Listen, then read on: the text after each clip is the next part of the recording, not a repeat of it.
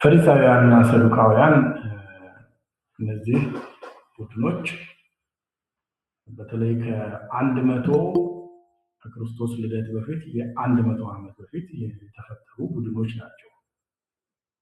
እነዚህ ቡድኖች በተለይ በእስራኤል ማነው ይሁዳ ራሷን በራሷ በምታስተዳድርበት ዘመን የተፈጠሩ ቡድኖች ናቸው። የተለያየ አይነት ለመፈጠራቸው ብዙ መከራከሪያ ብዙ የሚያከራክሩ ጉዳዮች አሉ። በተለይ ከሞት በኋላ ስላለው መረዳታቸው፣ ለትንሣኤና ሙታን ያላቸው ግንዛቤ፣ ስለ ሕግ ያላቸው ግንዛቤ፣ ስለ መሲሁን ሲጠብቁበት የነበረበት አረዳድ በጣም ብዙ የሚለያዩባቸው መንገዶች አሉ። ነገር ግን እነዚህ ቡድኖች በተለይ ለአይሁድ የስነ አፈታት ያበረከቷቸው ብዙ ቁልፍ ነገሮች አሉ። ብዙ ቁልፍ የትርጓሜ ሂደቶች አሉ። ፈሪሳውያንን እናስታውሳለን። ፈሪሳውያን በተለይ ብዙ ህዝብ የሚከተላቸው ናቸው። ሃይማኖተኞች ናቸው። የሙሴ ህግ ላይ ያተኩራሉ። የትውፊት ራሳቸውን የትውፊት ጠባቂዎች አድርገው የሚቆጥሩ ናቸው። ህግን በጥንቃቄ የሚያውቁ ናቸው። ሐዋርያው ጳውሎስም እንደዚሁ ከፈሪሳዊ ነች ሲል እንሰማለን፣ እናነባለን። ስለዚህ ያንን ፈሪሳዊ ምን አይነት እንደሆነ ቢያንስ መረጃ ይሰጠናል ማለት ነው። ህግን በጥንቃቄ የሚተገብሩ ናቸው። ጥንቃቄ የተሞላበት ብዙ ጊዜ ጌታችንን በመክሰስ ይታወቃል። በሰንበት እንደዚህ እንዴት ታደርጋለህ? ይሄ ሰንበትን መሻር ነው። በተለይ ከሰንበት ጋር የተገናኘውን ክርክር እናስታውሳለን። እነዚህ ሰዎች ህግን በጥንቃቄ ያውቃሉ። የትውፊት ጠባቂዎች ናቸው። ራሳቸውን በዛ መልኩ የሚያስቀምጡ ናቸው። በተለይ ከ100 ዓመተ ዓለም በኋላ የነበረው ሂደት እነዚህ ግሩፖች ከተፈጠሩ በኋላ የነበረው ሂደት ይህን ይመስላል ማለት ነው። ፈሪሳውያን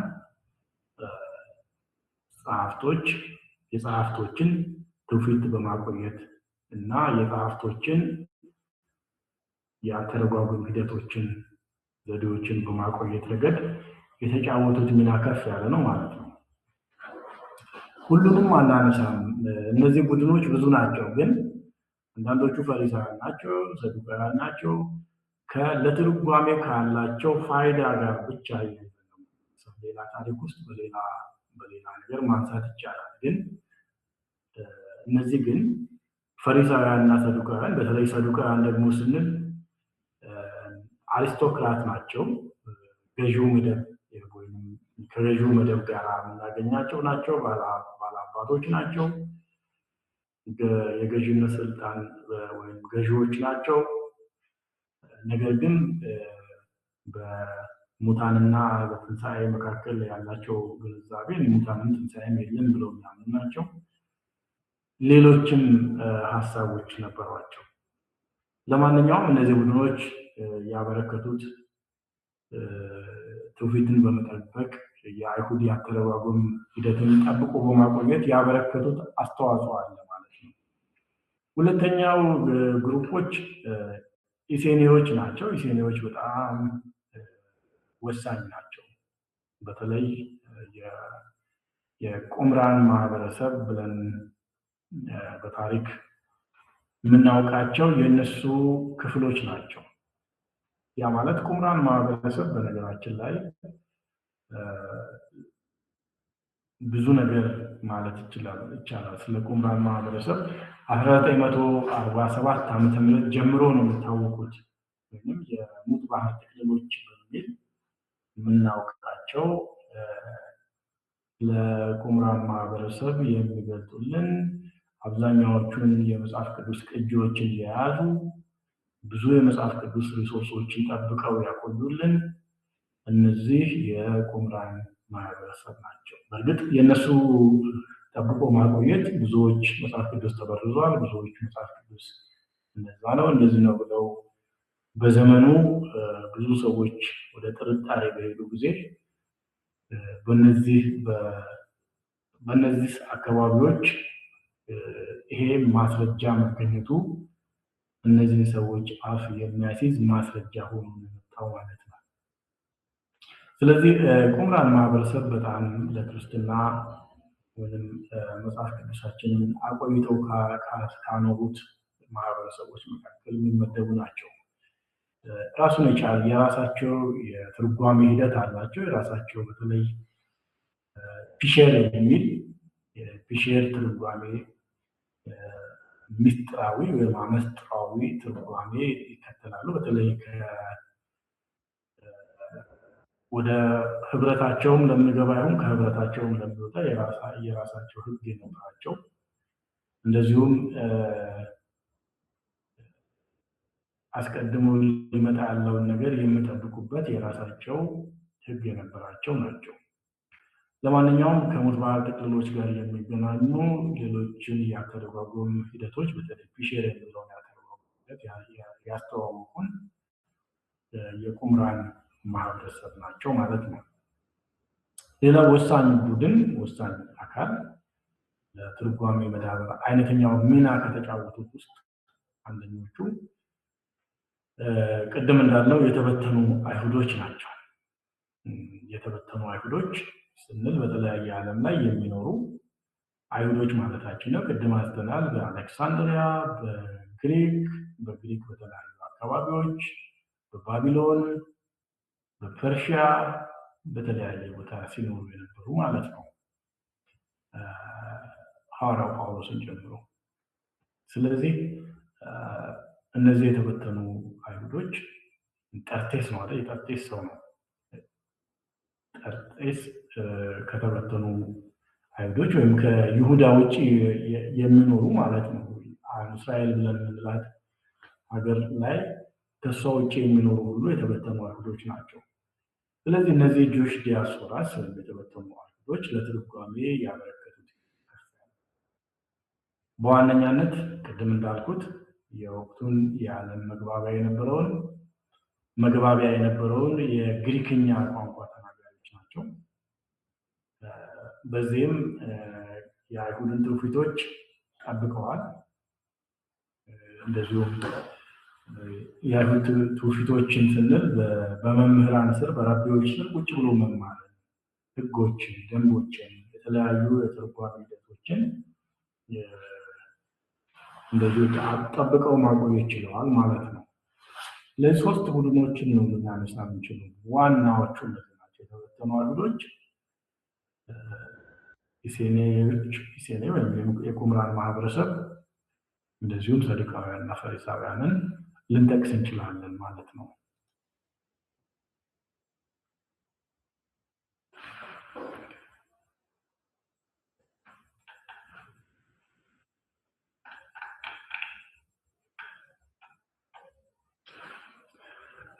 ለመሆኑ የአይሁድ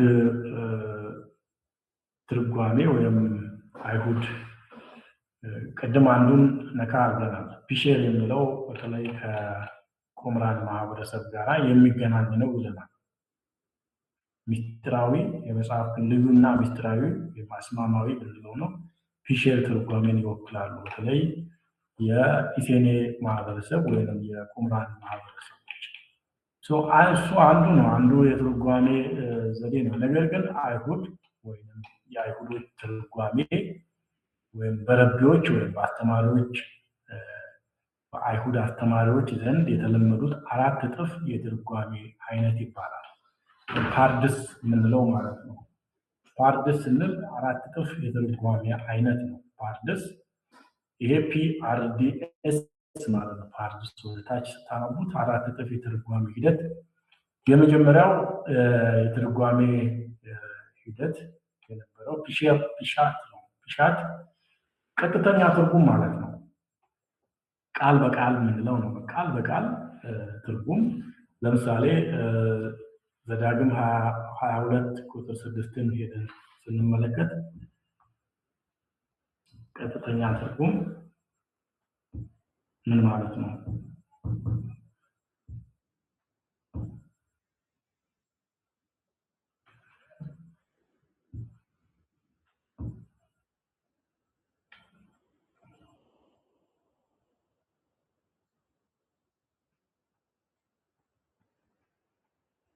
ዘዳግም 22 ቁጥር 6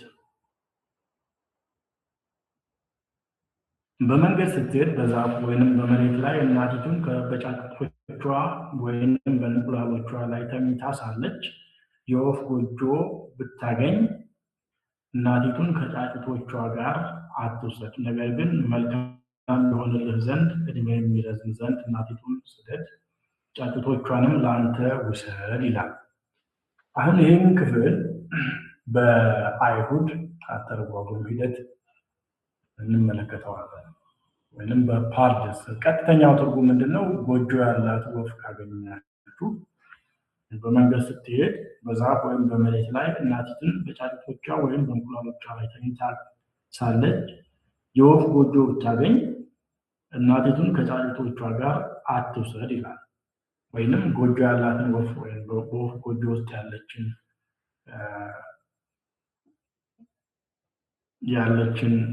ወፍ ብታገኝ እናቲቱን ከጫጩቶቿ ጋር አትውሰድ ነው። ይሄ በቀጥተኛ ትርጉም ቃል በቃል ማለት ነው። ክፍሉ ጎጆ ያላት ወፍ ካገኛችሁ እናትየዋንና ልጆቿን በአንድ ጊዜ መውሰድ የተከለከለ ነው ነው። ወይንም እናቲቱን ከልጆቿ ከጫጩቶቿ ጋር አብራ አትውሰድ፣ ወይም ጫጩቶቿን ወይም እናቱን ለይ ነው። ወይም እናቱን ከጫጩቶቿ ጋር አትውሰድ ነው። ኦኬ፣ ቀጥተኛ ትርጉም ነው። ፍንጭ ደግሞ የምንለው ረመዝ ፍንጭ ማለት ነው። ተዘዋዋሪ ወይም ንጽጽርና ስነ መለኮታዊ ፍንጭ ማለት ነው። ይህ ትእዛዝ የጭካኔን መከልከልን ፍንጭ ይሰጣል። እግዚአብሔር የሰው ልጅ ሆነ እንስሳትን በጭካኔ እንዲታረዱ አይሻም። ይሄ ፍንጭ ነው። እዚህ ቦታ ላይ ፍንጩንም ተናግሮ ነገር ግን መልካም ይሆንልህ ዘንድ ዕድሜም ይረዝም ዘንድ እናቲቱን ስደድ፣ ጫጩቶቿንም ለአንተ ውሰድ። ኦኬ፣ ይህ ትእዛዝ የጭካኔን መከልከል በኔጌቲቭ ተጠርጥሮ ነው። ጭካኔ ነው የሚያመለክተው።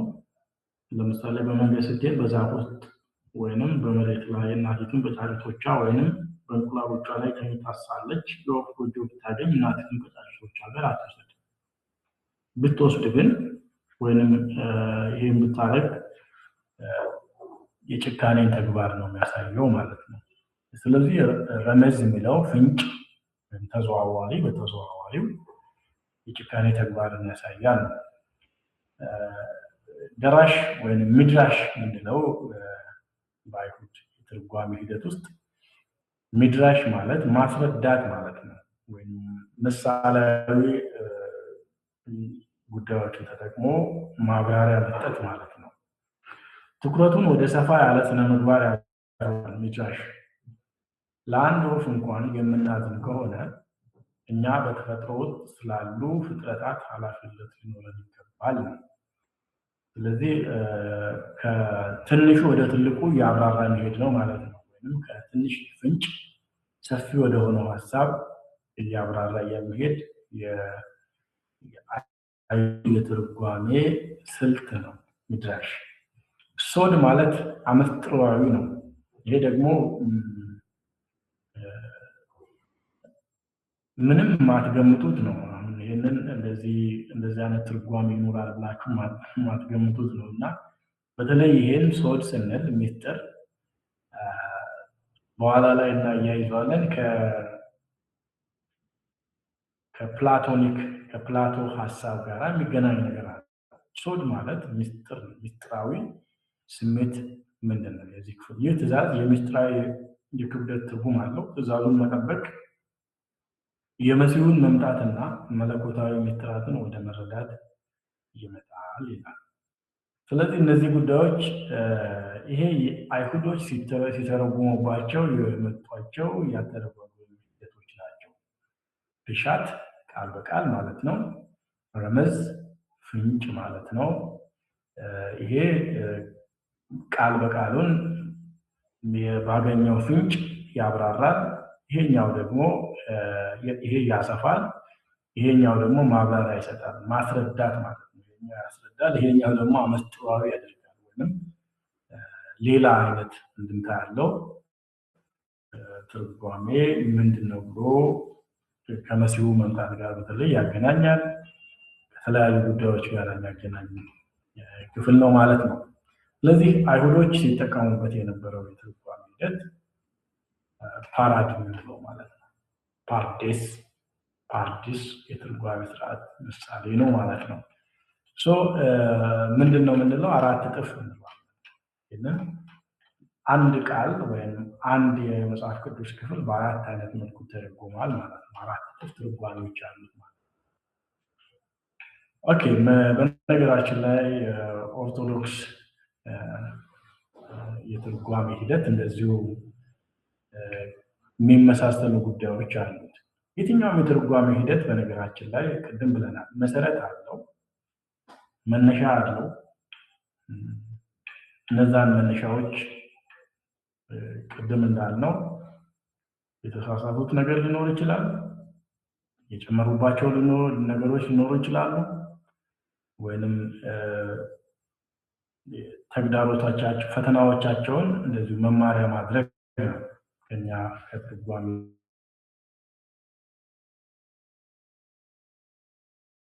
እንማረው ማለት ነው። ትርጓሜን መማር ለምን አስፈለገ ስንል እነዚህን የትርጓሜ ሂደቶች አጣርተን ምን እንደሆኑ በደንብ አይተን ለኛ ለወቅቱ ለራሳችን ደግሞ ምን መጠቀምና ምን አለመጠቀም እንዳለብን እንደዚሁ ለመወሰን ይረዳናል ማለት ነው። ቅድም እንዳልነው ሚድራሽ እና ድራሽ ተመሳሳይ ነው። ሚድራሽ ቅድም እንዳልነው ኮሜንተሪ ነው። ይሄ ኮሜንተሪ ማለት ነው። ድራሽ ወይም ሚድራሽ ኮሜንት ማድረግ ነው፣ ማብራሪያ፣ ሰፋ ያለ ማብራሪያ መስጠት ነው። ሁለት አይነት ክፍሎች አሉት። ሚድራሽ ራሱ ሁለት ክፍሎች አሉት። አንደኛው አለቃ ሀጋዳ የምንለው፣ አለቃ የሚለው ቃል ከዚህ ነው የመጣው። አለቃ የእንግሊዝኛ ስለሆነ ነው። አለቃና ሀጋዳ፣ ይሄ ሀጋዳ እና አለቃ ሁለት የድራሽ ክፍሎች ናቸው። ምን ማለት ነው? ለምሳሌ የዚህ ዋናው ሀሳብ ያው መመርመር እና መተንተን ነው። ለምን ማብራሪያ ነው ብለናል። ቅዱሳን መጽሐፍን ቃል በቃል ስሜት ላይ በጥልቀት መመርመር ለዘመኑ ተገቢ እንዲሆን የማድረግ ጥበብ ነው ማለት ነው። ሚድራሽ እና ሀጋዳ ማነው? አለቃ እና ሀጋዳ ማለት ነው። አለቃ የሚመለከተው ህግ ነክ ነገሮች ጉዳይ ነው። ሀጋዳ ደግሞ ትንቢታዊና ሌሎች ጉዳዮችን በተመለከተ ነው። ስነ ምግባራዊ ጉዳዮችን በተመለከተ ነው። እሺ፣ መጀመሪያ አለቃን እንመልከት። አለቃ የሚሄድበትን ህግ ከብሉይ ኪዳን ህጋዊ ክፍሎች በተለይም ከኦሪት የተግባር ደንቦች እና መርሆችን የማውጣት ስራ ነው። ዓላማውም ለዕለታዊ ህይወት ግልጽ ህጋዊ መመሪያዎችን መስጠት ነው። ለምሳሌ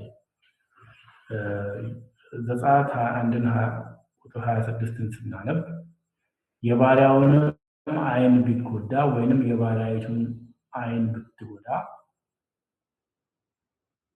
ዓይኑን በመንሳት አሰናብተው፣ የባሪያውንም ጥርስ ቢጎዳ ጥርሱንም በመንሳት አሰናብተው ይላል። ምን ማለት ነው? የዚህ የህግ ነክ ጉዳዩ ምንድን ነው? ወይም ከዚህ ውስጥ ህግ ማውጣት ይቻላል?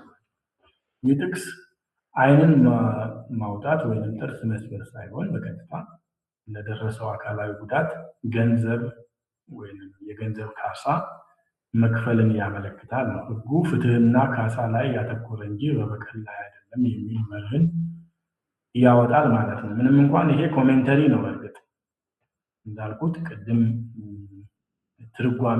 ትርጓሜውን ማብራራት ነው የሱ ዋናው ኃላፊነት ወይም ዋናው ድርሻ፣ ትርጓሜውን ማብራራት። ነገር ግን የሚያብራራው የትርጓሜው አይነት የህግ ጉዳዮችንና ከዛ ክፍል ውስጥ ህግ እንዴት ይወጣል የሚል ጉዳይ ነው የሚያብራራው። ስለዚህ አንድ ህግ ለደረሰው ካሳ አካላዊ ጉዳት የገንዘብ ካሳ መክፈል ያስፈልጋል ነው። ይህንን ህግ ይነግረናል ማለት ነው። ሌላው ሀገዳ ብለን ቅድም ያለው ነው። ባህሪው ደግሞ መናገር፣ መተረክ ቅድም ብለናል። የትረካ ክፍሎችን፣ የንግግር ክፍሎችን እንደዚሁም የግጥምና የትንቢት ይዘት ያላቸውን የመጽሐፍ ቅዱስ ክፍሎች ትንቢታዊ ይዘታቸውን ወይንም ትረካቸውን ማቅረብ ነው። ከዛ ውስጥ ስነ መለኮታዊ ትምህርት መሳል ነው። ይሄ ስነ መለኮታዊ ትምህርት መሳል ሲሆን ያኛው ደግሞ ህግ ማውጣት ነው። ለምሳሌ እግዚአብሔር አብርሃምን አለው ከሀገርህ ከዘመዶችህ ከአባት ቤት ተለይተህ እኔ ወደማሳየህ ምድር ና። እሺ፣ ከዚህ ውስጥ መለኮታዊ ትምህርት መሳል ይቻላል። አብርሃም ወደ ከነዓን ከመሄዱ በፊት ንጉሥ ናምሩድ ጣዖት አምልኮን ስለተቃወመው እቶነ እሳት ውስጥ እንደጣለው እና በእግዚአብሔር እንደዳነ ይተርካል። ዓላማውም የአብርሃምን ጠንካራ ታማኝነት በማሳየት አማኞች በእምነት እንዲጸኑ ማስተማር ነው። በእርግጥ ይህንን ማብራሪያ ስለሆነ ይሄ ታሪካዊ ዳራዎችን አጥንቶ ነው ይሄንን ወይም ታሪካዊ ዳራ እንዴት እንደሆነ ስናይ ነው ይሄንን ጉዳይ የምንመለከተው። ለማንኛውም ዓላማው የአብርሃምን ታማኝነት በማሳየት አማኞች በእምነት እንዲጸኑ ማስተማር ነው ማለት ነው። ትምህርታዊ መለኮታዊ ትምህርቱ ምንድነው? ይሄንን ማስተማር ነው ክፍሉ። አሁን ዛሬ ላይ የምንጠቀምባቸው የትርጓሜ ሂደቶች እንደዚህ አይነት ጉዳዮችን፣ ማብራሪያዎችን፣ ኮሜንተሪዎችን ስንመለከት ከድሮ ጀምሮ የነበሩ ናቸው ማለት ነው። ይሄ በአይሁዶች ዘመን የነበሩ ይሄንን የምንነጋገረው በኪዳናት መካከል የነበረውን የትርጓሜ ሂደት ነው እያብራራን ያለ ነው። ስለዚህ ቅድም ብለናል ትርጓሜ ሂደታችንን የቀረጹ ሶስት ቡድኖች ወይም አንደኛው በማህበረሰብ ውስጥ መጽሐፍ ቅዱሳችን እንደዚሁ የውስጥ ትርጓሜዎችን አልፏል። ሌላው ደግሞ እንደዚሁ የሶስት ቡድኖችን ሚና አይተናል። የረቢዎች፣ የቁምራን ማህበረሰብና የተበተኑ አይሁዶችን የትርጓሜ አቅጣጫዎች በልዩ መንገድ መጽሐፍ ቅዱስ ትርጓሜዎችን ቀርጸውታል ማለት ነው። ረቢዎች ህጋዊ ምሰሶዎችን ሲያጠናክሩ፣ የቁምራን ቡድን ትንቢታዊ ፍጻሜን፣ የተበተኑት ደግሞ የግሪክ ባህልና ምሳሌ አተረጓጎም ውህደት አምጥተዋል ይላል። ይሄ በጣም ቁልፍ ነው። ረቢዎች ህጋዊ ምሰሶዎችን ሲያጠናክሩ ቅድም ብለናል። ረቢ ማለት አስተማሪዎች ናቸው። ቅድም ብለናል። ህጋዊ የትኛው ነው? ህጋዊ ምሰሶዎች ምን ማለታችን ነው? ህግ እንዴት ነው? ሀገዳ ማን ማለት ነው? አለቃ ምን ማለት ነው? ሚድራሽ። ስለዚህ የነሱ የትርጓሜ ሂደቶች ናቸው። የቁምራን ማህበረሰብ ደግሞ ትንቢታዊ፣ በተለይ የቁምራን ማህበረሰብ ቅድም ብያለሁ፣ ፒሼር የሚለውን ከቁምራን ማህበረሰብ ነው። ይሄ ትንቢታዊ ፍጻሜን በተመለከተ ፒሼር የሚለውን የመጣው ከቁምራን ማህበረሰብ ነው። ቅድም እንዳልኩት የተበተኑ ደግሞ የግሪክ ወይም የተበተኑ አይሁዶች በተለይ የሰባ ሊቃናት ትርጉም አንዱ የነሱ በግሪክኛ መተርጎሙ እንደዚሁ እነሱን የሚወክል ነው ማለት ነው። በተለይ በእርግጥ ትርጉም ነው ቅድም ያልኩት። ነገር ግን መጽሐፍ ቅዱስን እየተረጎሙ ደግሞ ለህይወታቸው አፕላይ ማድረግ፣ ማንበብ፣ መተርጎም እና መተግበር የሚሉ ጉዳዮችን በተለይ ምሳሌያዊ አተረጓጎም ወይንም ታይፖሎጂካል የምንለው ማለት ነው በወቅቱ የነበረውን የአተረጓጎም ሂደት ያሳየናል ማለት ነው። ስለዚህ እነዚህ የአተረጓጎም ሂደቶች፣ እነዚህ የአተረጓጎም ዘዴዎች በኋላ ላይ ለዳበሩ የትርጓሜ ሂደቶች መሰረት ጥለዋል ማለት ነው። ጥያቄ ካላችሁ መጠየቅ ይቻላል። አይ ቲንክ ዛሬ ትምህርታችን እዚህ ላይ እናቆማለን።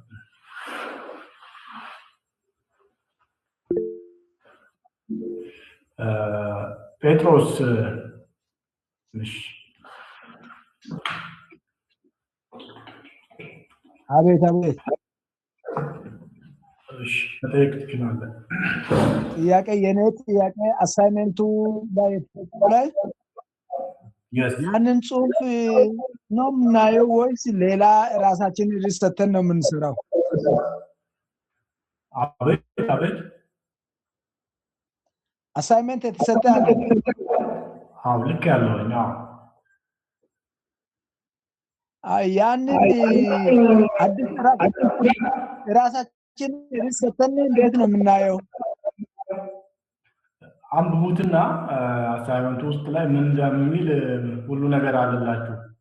ሲለበሱን አንብቡት፣ አሳይመንቱን አንብቡት። ከዛ በኋላ ጥያቄ ካላችሁ ቴሌግራም ላይ ጻፉልኝ። ይሄ ነገር አልገባኝም ብላችሁ ጻፉልኝ። በዛ ላይ ምን እንደምታደርጉ ሁሉ ነገር ገልጫለሁ በደንብ። እሺ እሺ እሺ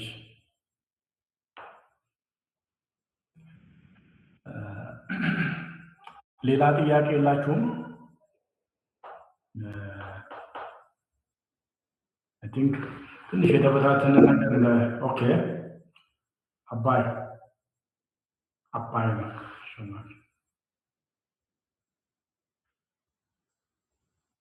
አባይ ነህ ፕሊዝ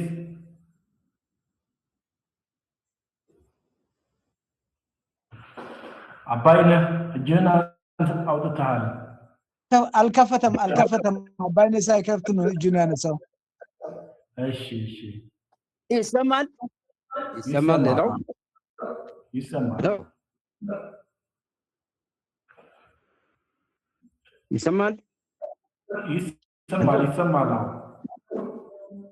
ተናገር። ይሰማል ዶክተር ይሰማል አባይ ነህ ፕሊዝ ቀጥል።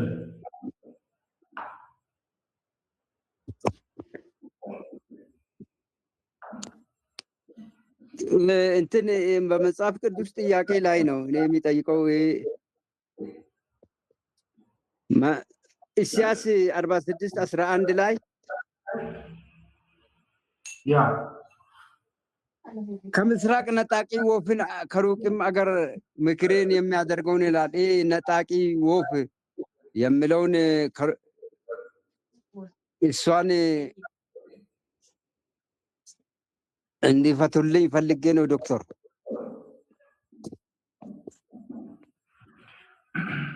ኦኬ እሺ በእርግጥ በዛሬው እንትን ላይ ባይሆንም ተጨማሪ ሀሳብ ስለሆነ አይ ቲንክ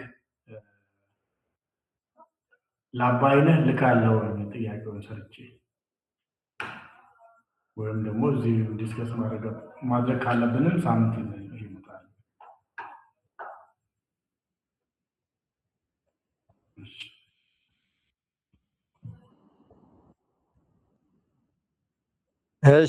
እሺ ዶክተር እሺ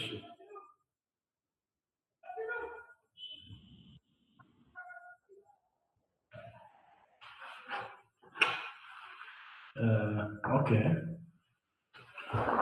ሶ ዛሬ ያየናቸውን ነገሮች ለማስታወስ ያህል ምን ነገሮችን አየን የሚለውን ነገር አንደኛው የትርጓሜ ታሪክ አይተናል። ታሪክን ማጥናት ለምን ያስፈልጋል? በተለይ ታሪክን ማጥናት አንደኛው መሰረታችንን እንዳንስት ይረዳናል። ሁለተኛው ደግሞ አሁን በዘመን ውስጥ ያሉ በተለይ የድህረ ዘመናዊ አስተሳሰብን የሚያራምዱ ምሁራን የሚያቀርቧቸውን አሉባልታዎች እነሱን ለመቃወም ይረዳናል። ሁለተኛው ደግሞ የባለፉት ስህተቶችን እንዳንደግም ራሳችንን እንድናቅብና ራሳችንን ከስህተቶች እንድንታቀብ ይረዳናል። ሶስተኛው እንደዚሁም የእነሱ ያዳበሯቸውን ዘዴዎች በአግባቡ እንድንጠቀምና እንድናዳብር እንደዚሁም እንድንቀርጽ ይረዳናል ማለት ነው። እነዚህ ነገሮች ቁልፍ ናቸው። ታሪክን ማጥናት የሚያስፈልግበት ዋናው ጉዳይ ይሄ ነው። ስለዚህ ቅድም እንዳያችሁት ኢንተረስቲንግ ነው። አንደኛው መጽሐፍ ቅዱሳችን በትርጓሜ ሂደት ውስጥ ያለፈ መጽሐፍ ነው። ትርጓሜ መጽሐፍ ቅዱሳዊ እንደሆነ እንደዚሁ መጽሐፍ ቅዱሳችን አንዱ ሌላውን የሚተረጉም መጽሐፍ እንደሆነ እንደዚሁ ግልጽ አድርገናል። ሁለተኛው ቅድም እንዳልኩት እነዛ በምርኮ ዘመን የነበሩት እስራኤላውያን ወደ ሀገራቸው ወደ ኢየሩሳሌም በተመለሱ ጊዜ የሚናገሩት ቋንቋ ሌላ ነው። ነገር ግን በሌዋውያን እርዳታ ሲያነብ የነበረውን የመጽሐፍ ቅዱስ ክፍል በመተርጎም ሂደት ውስጥ ሌዋውያን ተረዷቸውና ክፍሉን ማንበብ፣ መተርጎም እና መተግበር የሚሉትን ሀሳቦች እዚያ ክፍል ውስጥ እንደምናይ አይተናል። ሁለተኛው ከታሪክ ጋር አያይዘነዋል። በተለይ የትርጓሜ ሂደት መሰረታዊ ጉዳዮች የሚባሉት ለትርጓሜ ሂደት አስተዋጽኦ ያላቸው አካላት ማን ናቸው ብለን አነሳ። በዘመን ውስጥ አስተዋጽኦ ያላቸው የዘመን አቆጣጠሩ ምናልባት ቅድም እንዳልኩት ሰፊውን የዘመን አቆጣጠር ቅድም አስቀምጠን ሁለተኛው የቤተ መቅደስ ዘመን ብለናል። ሁለተኛው የቤተ መቅደስ ዘመን ልክ ቅጥሩና ቤተ መቅደሱ ታድሶ እነ ዕዝራ እነ ዘሩባቤል በእነሱ መሪነት አይሁድ ከተመለሱ ጀምሮ እስከ በሮማውያን በ70 ዓመተ ምህረት ቤተ መቅደሱ እስከፈረሰበት ጊዜ ጀምሮ ያለው ድረስ ያለው ጊዜ የሁለተኛው ቤተ መቅደስ ዘመን ይባላል። ስለዚህ በዚህ ዘመን ነው የትርጓሜ መሰረቶች የዳበሩት ማለት ነው።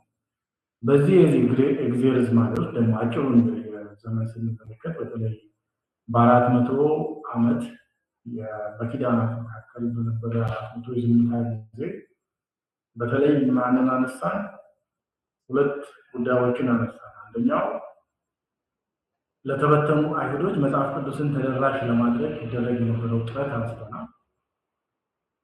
ምክንያት የተበተኑ አይሁዶች በወቅቱ ገዢ የነበረው መንግስት ግሪክ ስለነበር